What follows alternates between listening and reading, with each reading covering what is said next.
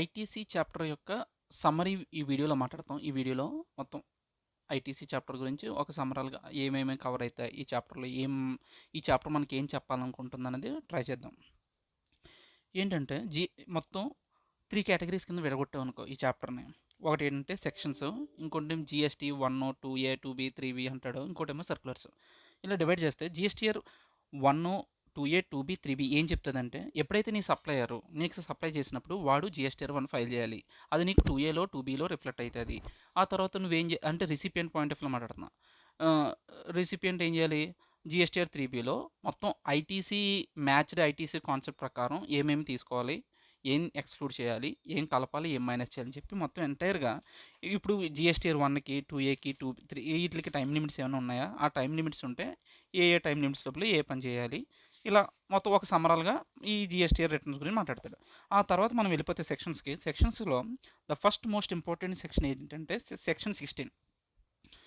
ఈ సెక్షన్ 16 అనేది ఏం చెప్తుందంటే మనకి మొత్తం ఐటీసీకి ఉండాల్సిన బేసిక్ ఫౌండేషన్ అంతా 16 వేస్తుంది. ఏంటి అసలు కండిషన్స్ ఏమేమి ఫుల్ఫిల్ చేస్తే ఐటీసీ ఇస్తాను, నువ్వు పలానా కండిషన్స్ ఫుల్ఫిల్ చేస్తే నీకు ఐటీసీ ఇస్తాను, నువ్వు రిజిస్టర్ అయ్యి ఉండాలి, నువ్వు దగ్గర ఒక ట్యాక్స్ డాక్యుమెంట్ ఉండాలి. అసలు ఆ ట్యాక్స్ డాక్యుమెంట్ అంటే అందులో ఏమేమి ఉంటే దాన్ని ట్యాక్స్ డాక్యుమెంట్ అంటాను. ఆ తర్వాత నువ్వు అలా కొన్ని కండిషన్ చెప్తాడు. ఆ తర్వాత క్యాపిటల్ గూడ్స్ మీద డిప్రిసియేషన్ క్లెయిమ్ చేసుకుని జీఎస్టీ కూడా క్లెయిమ్ చేసుకోవచ్చు అంటే అలా చేయకూడదు. ఆ తర్వాత ఏంటి టైం లిమిట్ ఎంత టైం లిమిట్ ఉంది. నెక్స్ట్ మనం చూసినట్లయితే రివర్సల్ ఆఫ్ నాన్ పేమెంట్. ఒకవేళ రిసిపియెంట్ కనుక సప్లయర్కి within the time limit లోపల ఎంతైతే ఇన్వాయిస్ అమౌంట్ పే చేయకపోతే ఏం చేయాలి, ఇలాగా మనకి డీమ్డ్ డెలివరీ అంటే ఏంటి, ఈ కాన్సెప్ట్స్ అన్నీ కొంచెం వీడు చెప్తాడనమాట బేసిక్స్లో. ఆ తర్వాత మనం చూసినట్లయితే సెక్షన్ 17 చాలా ఇంపార్టెంట్.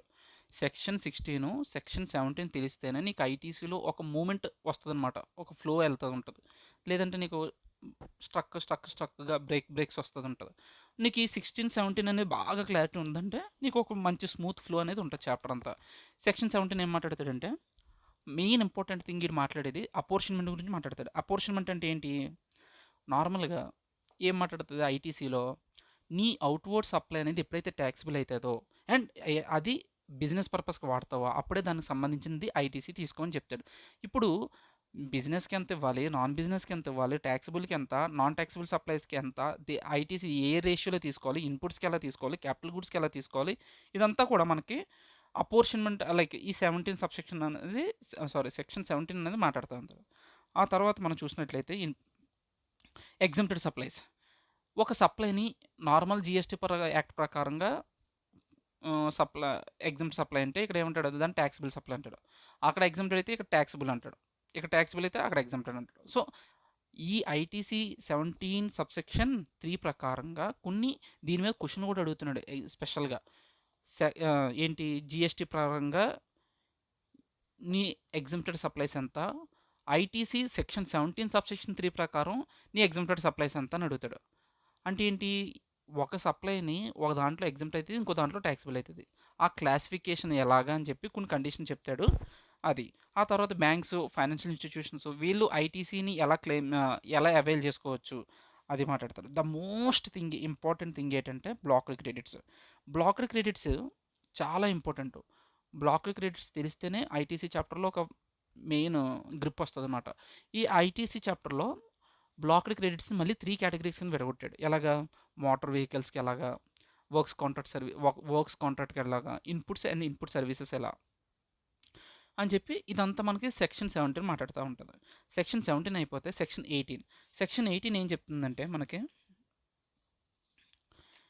మామూలుగా ఇన్నాళ్ళు ఏమైతుందంటే నేను నార్మల్ అన్రిజిస్టర్డ్ పర్సన్, ఇప్పుడు నా టర్న్ ఓవర్ పెరిగిపోవడం వల్ల నేను రిజిస్ట్రేషన్ చేయించుకోవాల్సి వస్తుంది. అప్పుడు విత్ ఇన్ 30 డేస్లో చేయించుకుంటావా ఏంటి, లేదా వాలంటరీగా నేను రిజిస్ట్రేషన్ చేయించుకుందాం అనుకుంటున్నాను, లేదంటే ఇన్నాళ్ళు నేను కాంపోజిషన్ స్కీమ్లో ఉన్నాను, ఇప్పుడు నేను ఏం చేస్తున్నాను రెగ్యులర్ స్కీమ్లోకి వద్దాం అనుకుంటున్నాను, లేదంటే ఇన్నాళ్ళు నా సప్లైస్ ఏమి ఎగ్జంప్టెడ్ అయ్యాయి, ఇప్పుడు నాకు ఏమైతున్నాయి ట్యాక్సిబుల్ సప్లై.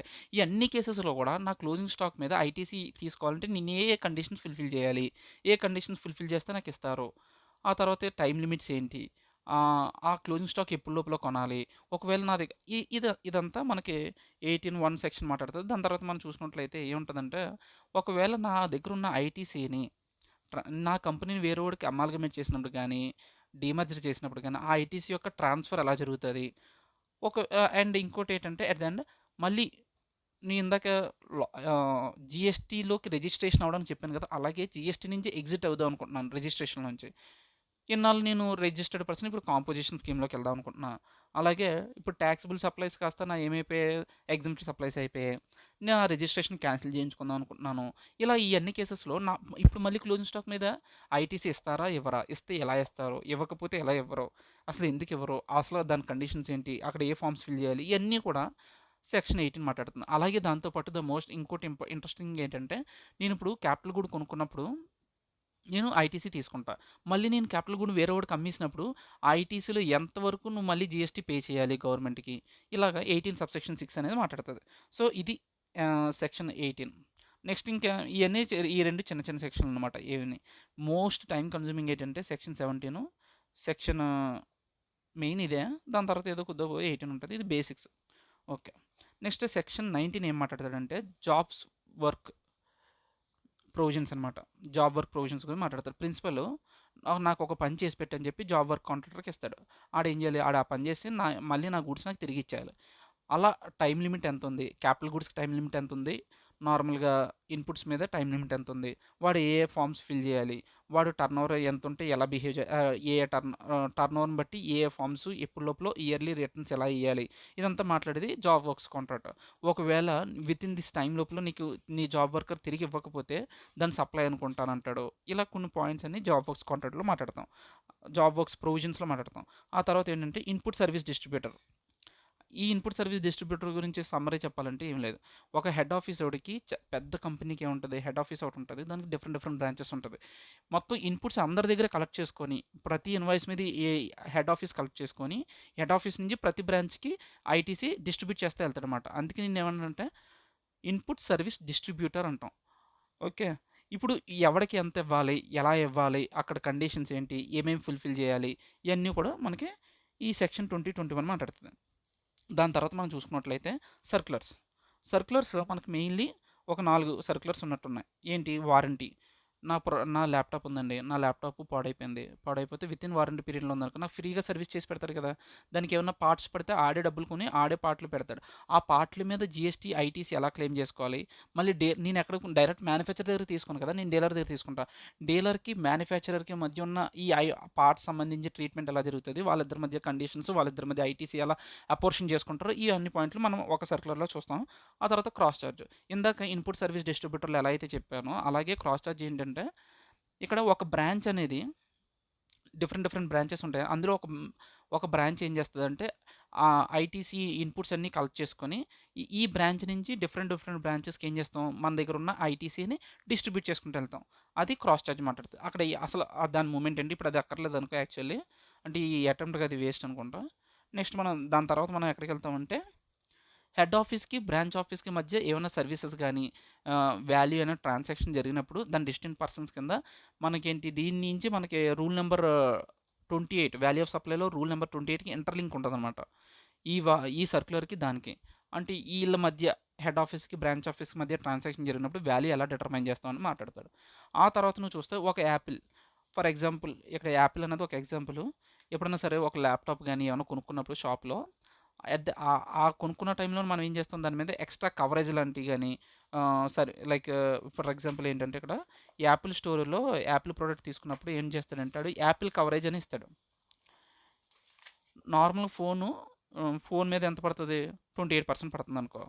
ఈ యాపిల్ కవరేజ్ వీటి మీద ఎంత పడుతుంది, దాని మీద ఇప్పుడు ఫోన్ పడ్డ జిఎస్టీ రేట్ దీనికి అప్లికబుల్ అవుతుందా, లేదంటే వేరే రేట్ ఏమైనా అప్లికబుల్ అవుతుందా, అక్కడ ఏంటి ట్రీట్మెంటు అన్నది ఈ యొక్క పాయింట్. ఈ 4 సర్క్యులర్స్ అన్నీ చెప్పుకుంటే ఇది ఎంటైర్ మాట్లాడుకుంటే మనకి ఎంటైర్ ఐటీసీ చాప్టర్ అనేది కంప్లీట్గా సమ్మరీ. ఇది ఇవన్నీ చేస్తే మనకు కంప్లీట్గా అయిపోద్ది. సో నెక్స్ట్ నుంచి వీడియోస్లో ఏం చేస్తూ ఉంటాం, మనం ఒక కాన్సెప్ట్ మాట్లాడదాం. ఒక కాన్సెప్ట్ మాట్లాడిన వెంటనే దాంట్లోంచి ఏంటి ఐసీఏలో ఉన్న ప్రతి క్వశ్చన్ సాల్వ్ చేసుకుంటూ వెళ్ళిపోదాం. అప్పుడు మనకి ప్రొవిజన్ బాగా గ్రిప్ వస్తుంది. Okay, thank you.